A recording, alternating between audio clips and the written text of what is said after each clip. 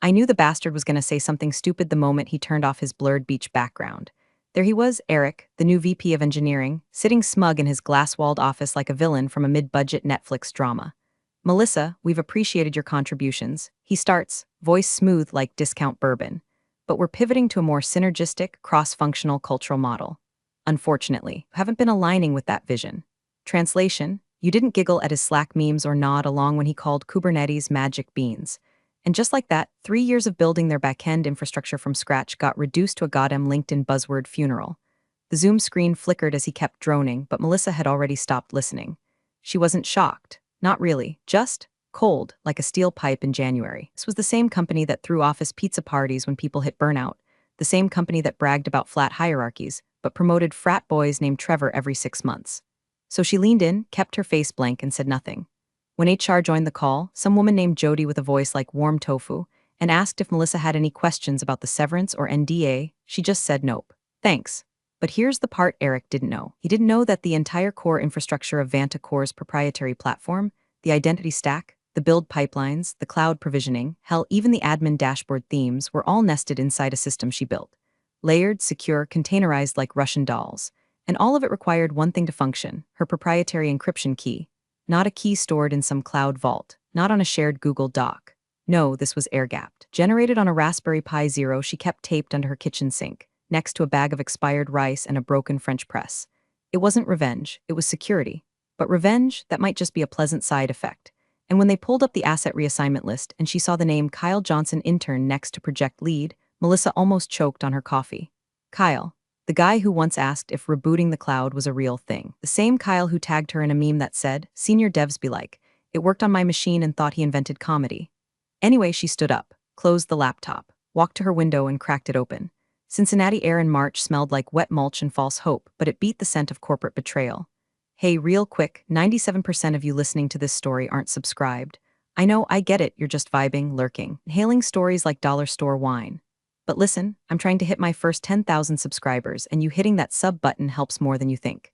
Seriously, just one click, that's all. All right, back to the carnage. She didn't tell anyone what she'd done, didn't need to. She left her Slack with a wave emoji, exported her email archive to a secure drive, and nuked her credentials like a pro. No dramatic goodbye, no thanks for the memories post. Just silence, the kind that creeps in before a building explodes. That night, while watching reruns of Frasier with her cat, a notification pinged on her phone. New email. Subject, hi, from Kyle Johnson at Vantacore Solutions. Melissa didn't even open it right away. Just smirked, sipped her wine, and clicked mark unread. Because the storm hadn't hit yet, but it was coming. And Melissa, she had the only umbrella. Subject, hi. Time, 6:43 p.m. Sender. Kyle Johnson body, hey Melissa, sorry to bother you lol. Eric said you might have some info on where the Jenkins API creds are. Also not sure how to deploy the staging containers. I tried pushing to Docker Hub but got a bunch of errors. If you could help, that'd be awesome. THX, Melissa read at once, snorted, and closed her laptop with the same calm detachment you'd used to fold a napkin after watching someone step in dog shit. Jenkins was spelled Jenkins. He'd written API in lowercase, and he somehow managed to confuse Docker Hub with GitHub, and both with Heroku. The man had the technical clarity of a magic 8-ball in a blender. She pictured Kyle, hunched over his borrowed MacBook in that echoey open-plan office, probably surrounded by ring lights and cold brew dispensers, panic sweating in his Vantacore hoodie. She didn't reply, not yet. Instead, she leaned back in her chair and opened her secure archive folder. She had a clean copy of the entire Vantacore backend schematic in there, fully versioned, legally timestamped, encrypted tighter than a squirrel's butthole in January. Alongside it, she added Kyle's email, labeled it, contact attempt #1. She wasn't trying to be cruel. Not really. She just knew exactly what was about to happen, and it was better for everyone if she stayed out of the blast radius for a while. Vantacore's leadership had built their castle on her foundation, then kicked her out, lit a match, and handed the fire extinguisher to a guy who probably thought Bash was a startup. She cracked a smile when she imagined Eric pacing around the office with his fake Rolex and buzzword bingo cards, wondering why the product vision kept timing out at 502 errors. They didn't even know the key was missing yet. They were still in the denial phase, still assuming someone else would fix it, maybe that weird contractor they pulled from Upwork who called everything trivial. There was nothing trivial about it. The access points were sealed. The IAM roles were locked. The secrets vaults required a checksum chain only Melissa knew how to trigger. Even if Kyle miraculously found the command line, it would look like gibberish to anyone who hadn't built it. Melissa opened the email again a few hours later. The more she stared at it, the funnier it got. He'd added a smiley face at the end, like this was some group project in a freshman Java class and not a high-stakes enterprise architecture that handled sensitive client data across 6 continents. He didn't even attach logs, just vibes and a prayer. She shook her head and hit forward. Not to Kyle, not to Vantacore, to her offline vault. Subject, documentation trail Vantacore contact attempts attachment. Email 1 Kyle Johnson. A high Emil Melissa had spent years being polite in that company. Years downplaying how often she saved their asses, how many weekends she worked unpaid, how many quick fixes were actually full-scale code triage. They didn't want the real version of her, just the team player one, the quiet genius with no ego. Well, ego has left the building. Somewhere around midnight, she checked LinkedIn. Kyle had updated his title to lead DevOps Intern Vantacore Solutions. His profile banner was still one of those AI-generated tech cityscapes with glowing grids and abstract triangles. She clicked the little bell to follow his updates, not out of malice, out of curiosity. Watching a slow-motion car crash is horrifying, sure, but sometimes so informative. By the end of the week, 3 more emails would trickle in, each one a little more desperate, a little more panicked. But Melissa, she'd gone radio silent, because silence, wielded properly, is louder than any explosion, and these idiots were about to learn just how deafening she could be. By Thursday, the Slack channels inside Vantacore looked like a digital triage ward. Messages pouring in from every direction, engineering, product, marketing, all laced with that sweaty desperation people get when they realize the parachute was never packed. Jenkins pipelines were throwing segmentation faults. The staging environment wouldn't deploy past container hash 4. Backend logs were bloated with silent failures, memory leaks, and timeout loops Melissa had already warned them about in a 32-page handoff document they never read. Legacy services, most of which were running on a version-patched Linux fork Melissa had customized in 2021, were refusing to authenticate at all. Someone finally had the bright idea to hire a contractor from some dev shop in Austin. He showed up in their Zoom wearing a backwards cap and started sentences with, "This should be easy." 2 hours later, he was logged out of everything and marked unavailable on Slack. The truth was, Melissa hadn't broken anything. Not one line. What she had done was build a security-first infrastructure designed to self-isolate when touched incorrectly. Her design was paranoid by nature, encrypted storage volumes that required multi-layered passphrases and rotated salts, microservices that authenticated each other with ephemeral tokens tied to a private key known only to one machine, now powered off and living under her kitchen sink. They didn't even know there was a key missing. They just knew everything was broken and getting worse by the hour. By Friday morning, Melissa's phone buzzed with a new email. This time, it wasn't Kyle. Subject, platform malfunctions and potential policy violations from Compliance at Vantacore Solutions Body. Melissa, we have reason to believe that certain components of the system you oversaw may have been left in a deliberately non-functional state. This could be interpreted as a violation of your post-employment agreement. We request that you respond immediately to confirm that all proprietary systems have been left in operable condition. Failure to do so may result in legal action. It was the kind of email written by someone who wanted to sound threatening, but had no idea what the hell they were talking about. Melissa read it once, finished microwaving her lunch, and sat back down with her feet up on the table. She clicked reply. Subject, platform malfunctions and potential policy violations body. You had every opportunity to keep me. Good luck. Then she hit send, archived the thread, and went back to finishing the onboarding packet for her new job, one where the CTO actually read her Git commits and didn't try to explain how Docker was basically just Dropbox for code. Her old team at Vantacore, they were spiraling. VP had gone full conspiracy mode, ranting to anyone who'd listen about how Melissa had booby-trapped the codebase. He cornered one of the junior engineers in a meeting and demanded a list of everything Melissa ever touched, which, spoiler alert, was basically everything. Even the coffee machine API ran through a monitoring node she'd built one board December weekend when the office intern accidentally wiped the breakroom access logs. Her name was being whispered like a ghost story in a kindergarten sleepover. Don't say Melissa's name too loud or the CI/CD demons will reawaken, and still, no one had found the missing key. They were rebuilding fragments, guessing at configs, reverse engineering their own damn product. It was like watching toddlers try to assemble IKEA furniture using a salad fork and a prayer. But Melissa, she stayed silent, not out of spite, out of principle. You don't slap someone for being stupid. You let gravity do its job when they jump off the roof insisting they can fly. By Sunday night, she got one last message from Kyle. Just a subject line and one sentence. Subject, please body, everything's broken. I don't know what to do. Melissa didn't open it. She just poured herself a glass of wine, opened a fresh page in her archive labeled collapse phase, and started recording timestamps. Because chaos wasn't coming, it had already arrived. Subject, urgent, can we talk? Time, 2:16 a.m. from Kyle Johnson. Hi Melissa, I know you probably hate me. I just wanted to say I'm really sorry. I didn't ask for this, Eric just kind of dumped it all on me. I'm in way over my head. Nothing works. Everything I try makes it worse. Can you please just tell me what I'm doing wrong, please? Melissa stared at the screen for a long while, chewing slowly on a bite of cold leftover pad thai. She didn't feel hate, not for Kyle, not even annoyance. What she felt was something colder, like standing outside your burned-down house with a cup of coffee watching the smoke rise, detached, final. She clicked archive, no reply, not because she lacked empathy but because the rot wasn't Kyle. It was Eric. It was the whole damn machine pretending to care about culture while gutting the people who actually made the product work. Kyle was just another well-meaning idiot tossed into the deep end by people who'd spent their careers faking competence with jargon and lanyards. By Tuesday, the emails got longer. More raw. Subject, please time, 4:37 a.m. from Kyle Johnson. Melissa, I'm begging you. I didn't know they were going to let you go. I didn't know about any of the systems or keys or the architecture stuff. Eric just said it would run itself and told me to stay agile. He literally tried to deploy to prod with a broken staging image today. I swear I'm not the enemy. I'm just trying to fix this before I lose my internship. Still, no reply. Instead, Melissa finished polishing her resume. She had 3 interviews lined up already. The first one with a clean, quiet startup in Boston that specialized in data ethics. She liked the founder's vibe, calm, respectful, ask smart questions. Actually read her code samples. She didn't even mention the Vantacore disaster unless asked. And when it came up, she described it like a weather event. There were management challenges. I built systems to be secure and robust. They weren't interested in robust. She didn't say they gave my entire kingdom to a panicking child and now they're drowning in their own incompetence. But she thought it, often. Meanwhile, back at Vantacore, the tension was thick enough to butter toast. One of her ex-coworkers, an engineer named Priya, messaged her privately on Signal. Priya, hey, no pressure, but what the hell is happening over there? Melissa, just poor planning. Priya, understatement of the century. Eric's in full meltdown. DevOps is duct taping crap together just to fake uptime. That's when Melissa had the flashback. 6 months ago, she'd been in a meeting, just her, Eric, and the now-vanished IT lead, Jordan. She told them consolidating admin permissions into a single vault was a bad idea. Redundancy mattered. So did encryption hygiene.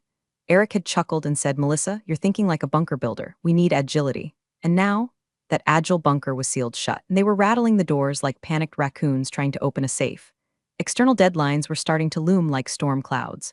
Melissa knew the signs: marketing teams getting quiet, salespeople asking questions they never usually asked, product managers sending calendar invites titled Quick Sync. Vantacore was trying to keep up appearances, but there were whispers. Clients weren't getting demos. Test environments couldn't be replicated. Sandbox accounts kept erroring out with unauthorized deployment context messages, errors tied directly to systems Melissa had told them not to touch without training. And Kyle? Poor Kyle was now sending daily emails, each one more apologetic, more desperate, more vulnerable. One ended with, I'm not trying to take your place. I'm just trying not to drown. Melissa reread that line 3 times before closing the laptop. Outside, it was raining. Slow, steady. Cleansing, she poured herself a tea, sat on the floor with her cat, and exhaled for the first time in weeks. Because this wasn't just about a job anymore. This was about watching the people who thought they could erase her learn a very simple, very brutal truth. You don't fire the architect and expect the building to stand. The call came in just after noon on a Thursday. Unknown number. Melissa let it ring twice, then picked up out of sheer curiosity. She liked to know what flavor of idiocy she was dealing with before sending it to voicemail purgatory. Melissa, this is Karen from People Operations at Vantacore. Do you have a moment? People Operations. God, they couldn't even say HR anymore. Corporate euphemism bingo. All that was missing was someone offering emotional onboarding closure services. Go ahead, Melissa said, tone flat as drywall. We've been receiving troubling reports. It appears that certain core systems you managed are now underperforming or completely inaccessible, actually. Melissa sipped her tea. Several employees, engineers mostly, have suggested there may be inconsistencies in your handover. And well, if any sabotage occurred after your termination, that would constitute a breach of your NDA and possibly legal liability. There it was, the threat, wrapped in passive-aggressive corporate HR speak, like a knife made of lavender-scented foam. Melissa didn't scream, didn't argue, didn't bite.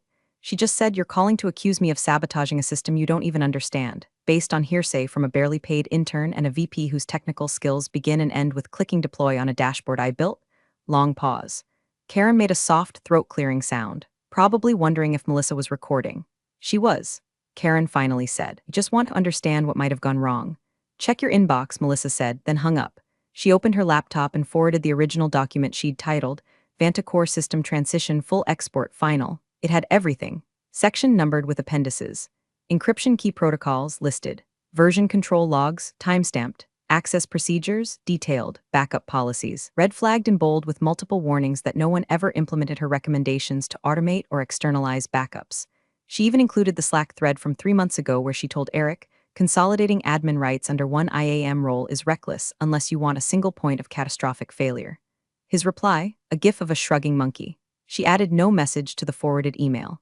Just attach the document. Let it speak for itself. The kind of mic drop you don't need to hear land, because you already know it cracked the floor. By the end of the day, her phone buzzed again. New message from Kyle Johnson subject, I'm so sorry, body. I didn't mean for any of this, I swear. I'm just trying to survive this internship. I haven't slept more than 3 hours a night in a week.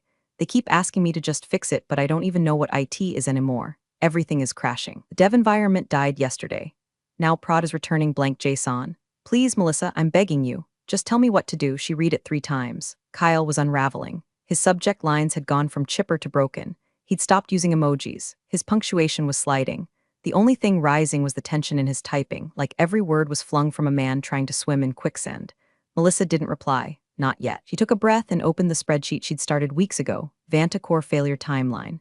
March 3rd, laid off March 5th, first email from intern March 7th. First internal service failure March 9th, contractor hired March 10th, contractor fired March 14th, HR call/legal threat March 14th, PM, full compliance proof sent each entry backed by receipts. Emails, Slack threads, Git commits. Timestamps that read like a quiet sermon titled, You Should Have Listened. And now the company was chaos. Red alert chaos. One of her old team leads messaged her anonymously through a Proton Mail alias. They lost a week's worth of client data. Backups failed. They're trying to spin it as a scheduled infrastructure reset. Kyle looked like he was going to puke in the stand-up. Melissa replied only once. Tell Kyle to stop blaming himself. This was never his system to fix. Because even now, even after the corporate gaslighting, the threats, the finger-pointing, she didn't want Kyle destroyed. She wanted the people who used him to get burned, not the matchstick. The audience, those watching from the outside, from within, from the sidelines, they weren't just seeing a laid-off engineer anymore. They were watching a silent hurricane.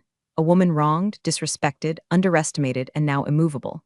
Deliberate. Melissa wasn't sabotaging the system. She was the system, and they were just now realizing they never had the manual.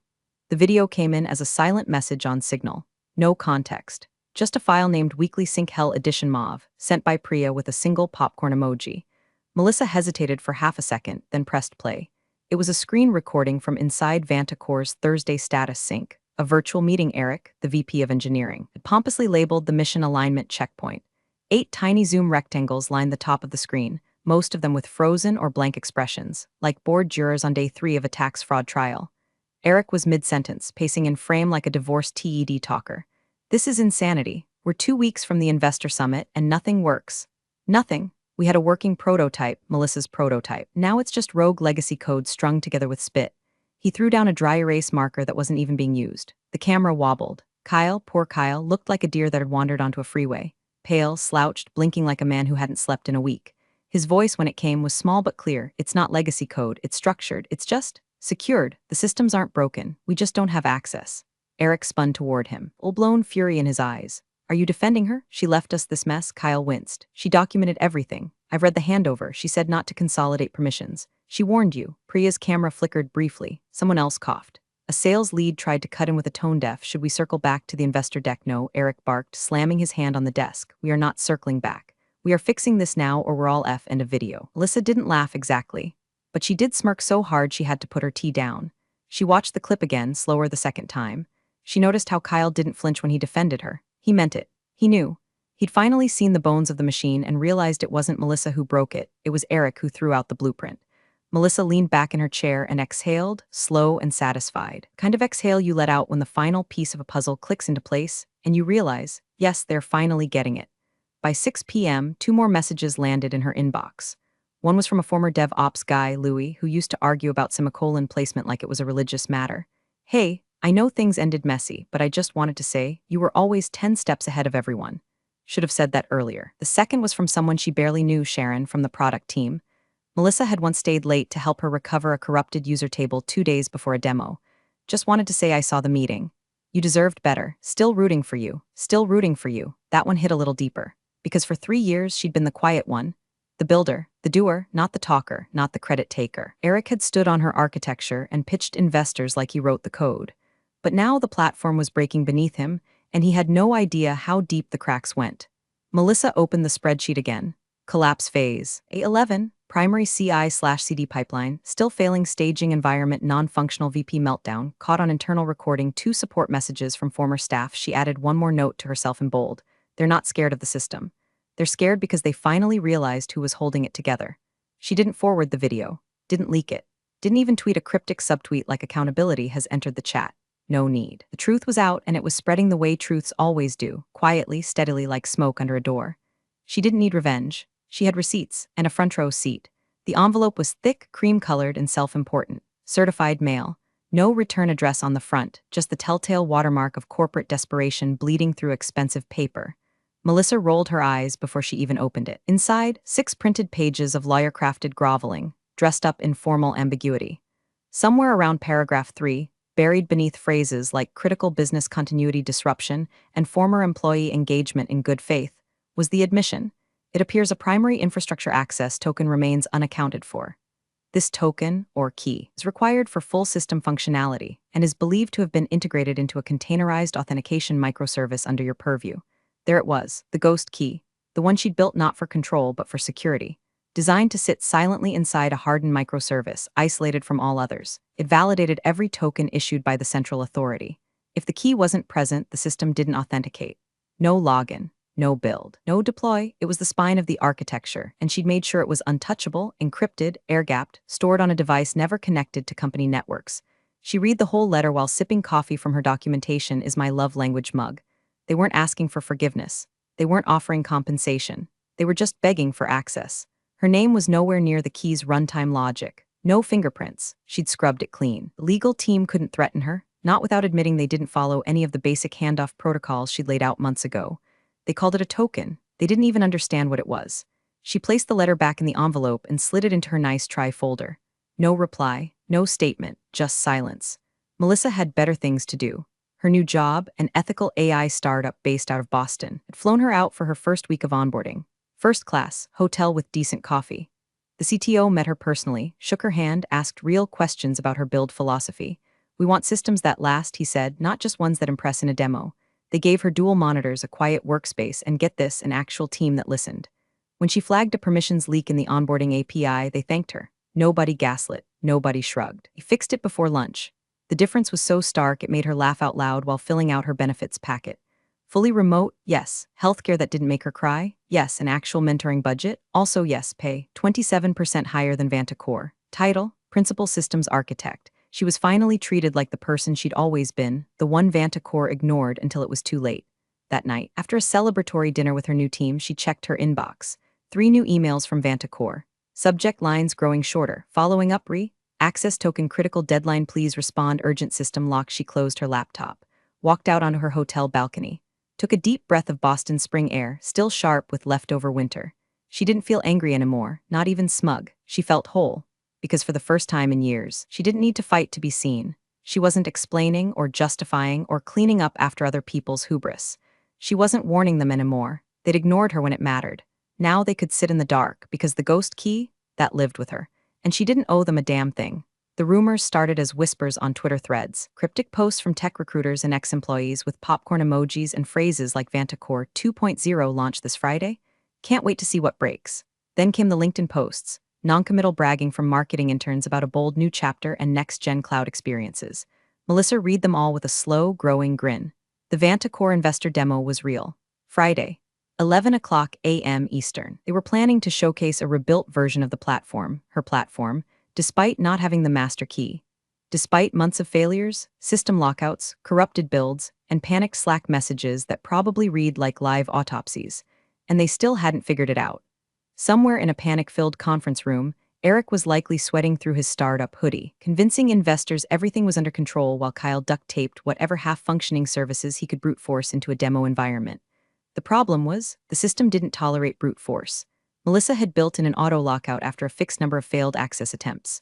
5, that was it, 5 tries. After that, the platform would enter a hardened fail-safe mode. No more logging in, no more deploying, no more pretending. It would just go dark. Kyle must have known what was coming too. His final email hit her inbox Thursday night, 10:42 p.m.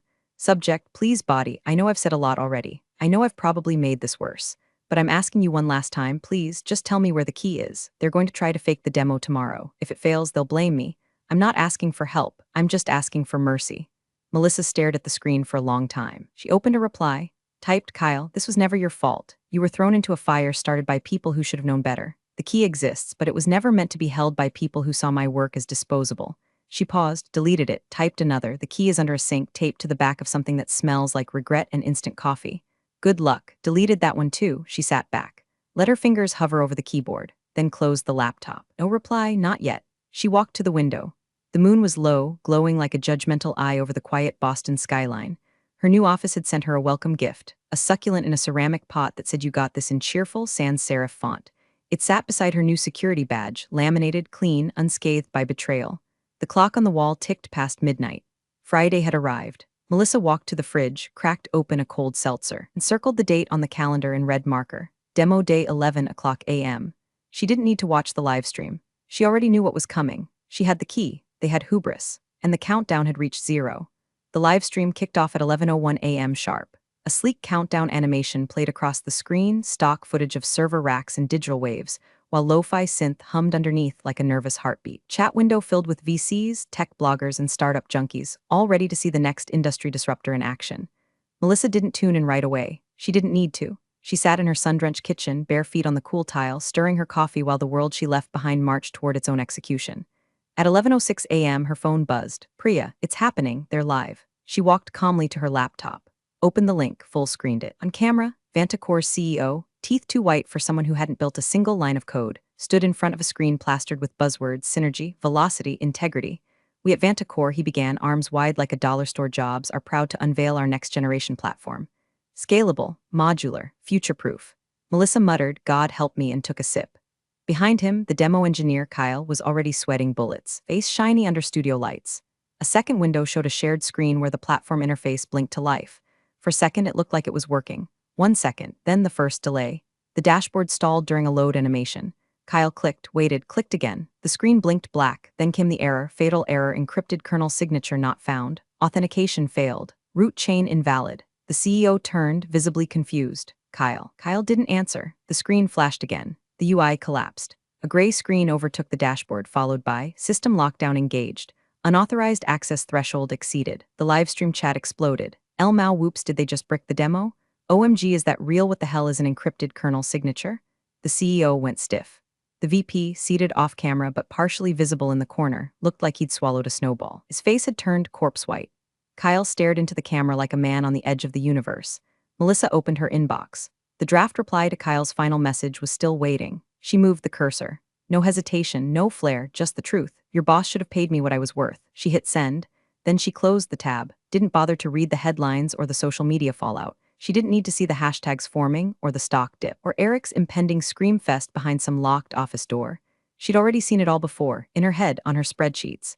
In the silence she'd weaponized with surgical precision. She stepped outside onto the balcony. The city was waking up around her. Soft light pouring over brownstone roofs, traffic beginning to hum, a world still turning without chaos clinging to its ankles. In one hand, a glass of wine. In the other, peace. Melissa leaned back in her chair, eyes half closed, and watched the sun rise over her new life. No vindictive grin, no mic drop, just the quiet satisfaction of a woman who'd finally walked away and let the fire speak for itself. You're the real MVPs of the office jungle. Thanks for watching. Smash that subscribe button, or the coffee pot might just forget your next brew.